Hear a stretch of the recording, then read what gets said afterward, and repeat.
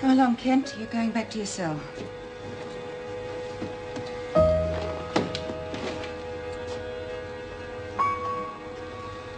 You know something? I think I preferred it the other way.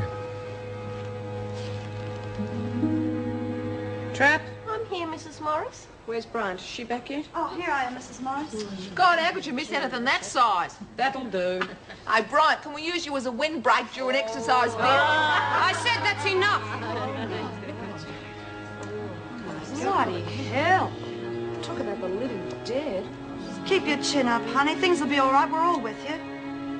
Jeez, she looks real terrible. Come on, Ken. She didn't know who we are. She didn't know any of us.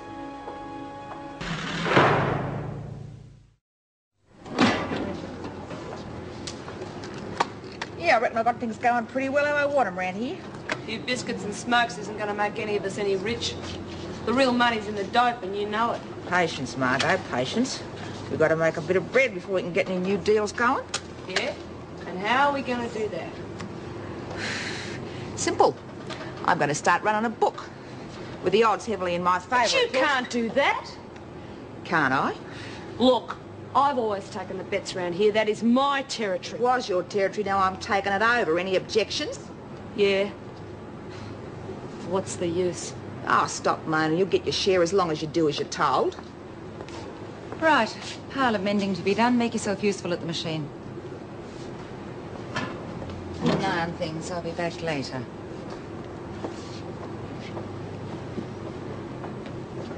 Well, well, well. Look what just crawled out of the woodwork.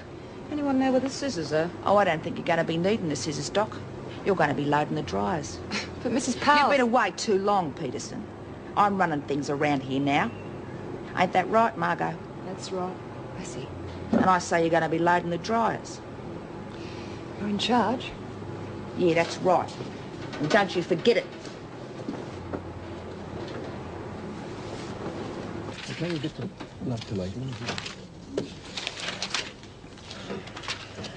Well, there a barrel of laughs this morning? Yeah, well, it's this Hazel Kent business. It's got us all upset, me included. Gonna have to do something about it.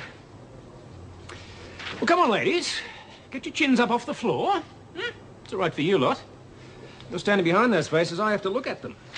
We don't feel much like smiling this morning, Mr. Marnie. Yeah, everything's rotten in here.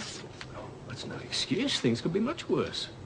Oh, think of Mrs. Barry. Poor Mrs. Barry, when she lost her glasses, she didn't carry on like this. She didn't look too bloody happy last time I saw her.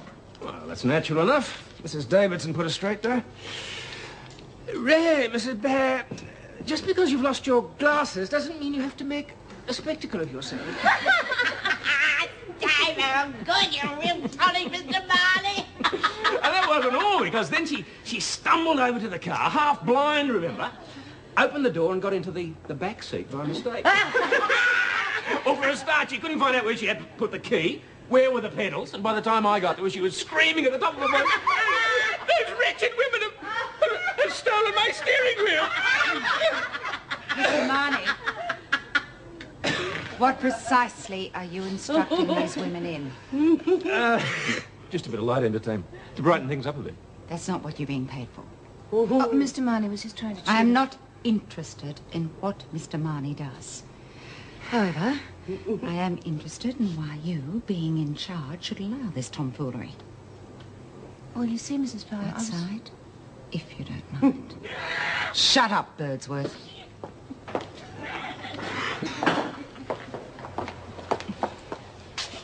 There is absolutely no excuse for being party to that kind of behaviour. It's hard enough keeping the women in line at the best of times without encouraging them with second-rate vaudeville routines. It wasn't like that at all. Ian was just trying to cheer them up. Yes, I might have expected you to defend him. But you know perfectly well that his behaviour was a serious breach of prison discipline. You had no right to allow it to continue, no matter what your personal feelings are. My only concern, Mrs. Powell, is for the women and their morale. Now, they were too depressed to even work until Ian snapped them out of it. My personal feelings do not enter into this. I just thank God that there are people like Ian Marnie who care about other human beings. It's not his job to look after morale. Well, maybe it should be. All right, so the women were noisy, but I've never heard of any trouble breaking out when they were busy laughing, have you? And now, if you'll excuse me, Mrs. Powell, I would like to get back to my job.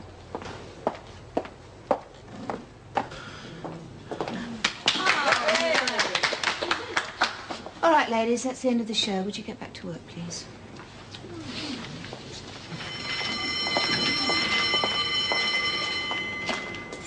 Miss Conway, do I have to go to lunch? Well, aren't you hungry? Well, it's not that. It's just I feel a bit crook. What's up, love? None of your business, Lizzie. Driscoll's just feeling a bit off colour, that's all. It's those cramp pains again, Lizzie. You remember? Yeah, I remember, like the ones you had last time. Yeah, well, you better go and lie down. And if you don't feel any better after lunch, report to Sister Franklin, all right? Thanks, Miss Conway. Bye, Lizzie. Yeah, see you later, love. Now, you look after yourself. Poor little bugger.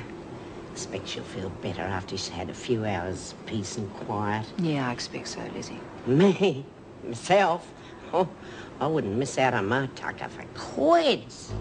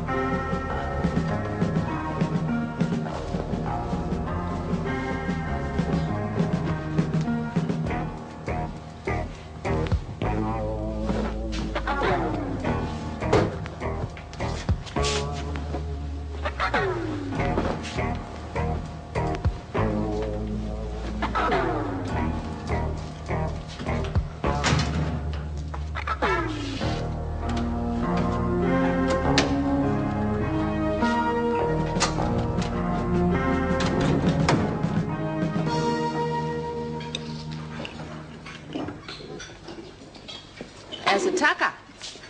Edible, just. Oh, good. Then we'll all have some. And you can be the waitress. Go and get us 4 plates of food now. I don't think she heard you, Mary. I heard her. Well, you better get moving, hadn't you? You're not helpless, Winter. Get it yourself. You're in enough strife, Peterson. Now go and do as you're told, or I might have to deal with you before I'm good and ready. Go and get us 4 plates of food now. You heard her, Winter. Get it yourself.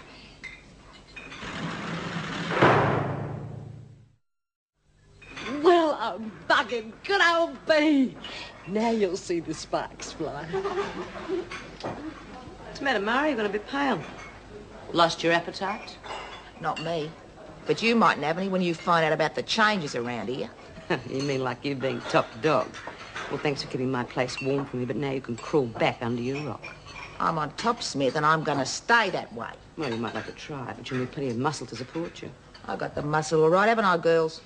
Oh, you mean Laurel and Hardy? You've got to be kidding. And what about you, Margot? Haven't you got something else to do? Sure, B. Whatever you say.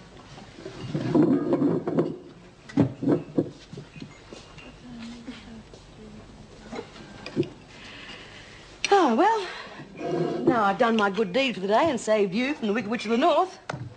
How about getting me some lunch?